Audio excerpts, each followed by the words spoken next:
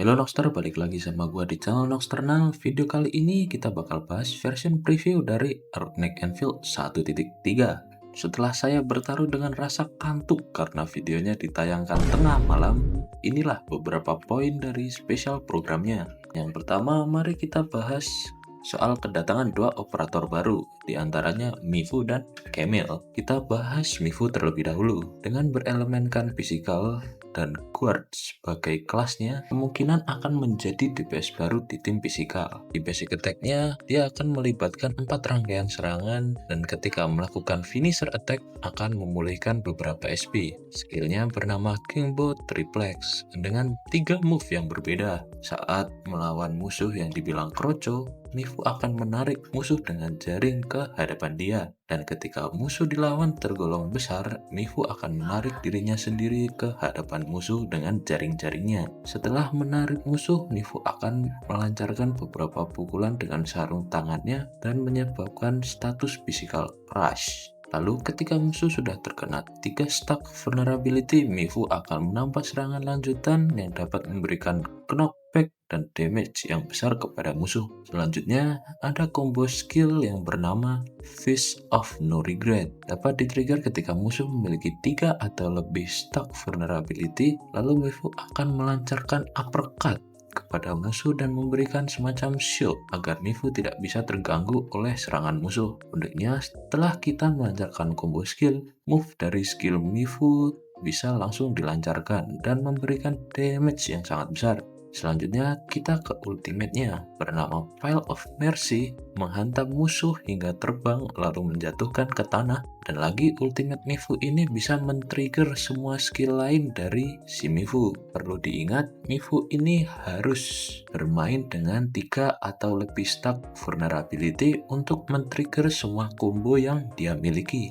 Lalu lanjut ke operator kedua, yaitu Camille. Dengan berelemenkan hit dan class Vanguard, lalu katanya akan menjadi pengganti Akiguri di tim Levitain. Mari mulai dari basic attack-nya terlebih dahulu. Camille akan melancarkan 5 serangan kepada musuh dan memberikan hit damage pada musuh. Lalu untuk finisher attack-nya memberikan hit damage yang sakit dan memulihkan beberapa SP. Lalu skillnya yang bernama Blazing Exorcism akan mensummon kelelawar bernama Firefang Vesper Wings yang akan terbang ke musuh dan memberikan hit infliction pada area kecil di sekitarnya. Saat Camille menyerang musuh menggunakan combo skill, musuh yang sudah terkena stack skill akan memberikan damage ledakan. Dan apabila musuh yang terkena kelelawar langsung mati, stacknya akan berpindah ke musuh di sekitarnya. Combo skillnya adalah Earthquake Thorn. Setelah party memicu reaksi terkait hit, Camille akan menerjang musuh dari depan dan belakang sebanyak 3 serangan,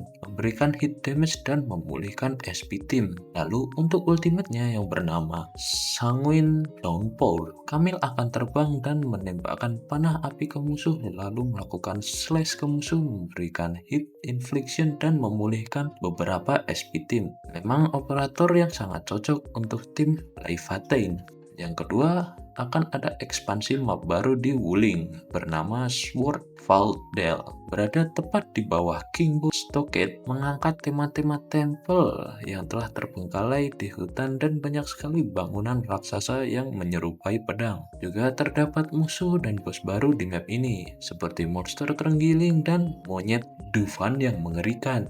Yang ketiga, akan ada konten endgame baru dengan nama Trial of Swordsmanship. Mekanik di sini kita dapat memilih musuh maksimal hingga 5. Nah, cara memilih musuhnya ini juga agak unik, yaitu dengan cara gacha. Masing-masing musuh memiliki difficulty yang berbeda. Semakin tinggi difficulty, reward yang didapat juga akan semakin banyak. Saat melawan musuh, kita bisa menaruh beberapa menara senjata atau tower defense untuk mensupport damage dari party kita. Lalu ada kontingensi kontrak, di mana ini adalah event tantangan yang unik. Kita bisa mengatur tingkat kesulitan atau debuff sesuai dengan keinginan kita sendiri. Kesulitan akan dibagi menjadi 3 tingkat. Semakin tinggi tingkat kesulitan yang kita pilih, rewardnya juga akan semakin banyak. Lalu juga ada event lanjutan dari eksplorasi yaitu Carol's Fairy Tale of Wuling. Di event ini kita akan lebih banyak menggunakan kamera. Selanjutnya untuk event banner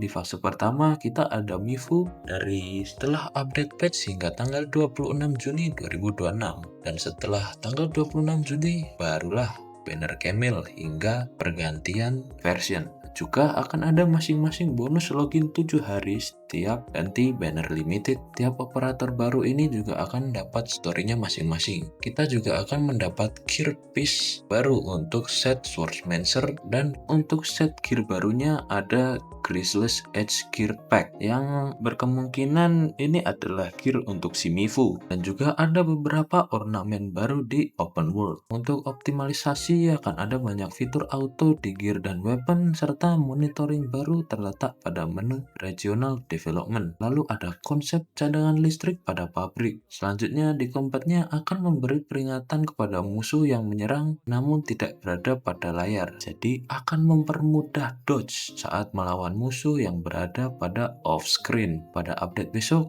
daily mission juga akan dibuff agar semakin mudah untuk menyelesaikan misi harian. Dan ya, segitu dulu untuk video kali ini. Saya Noxken, ciao.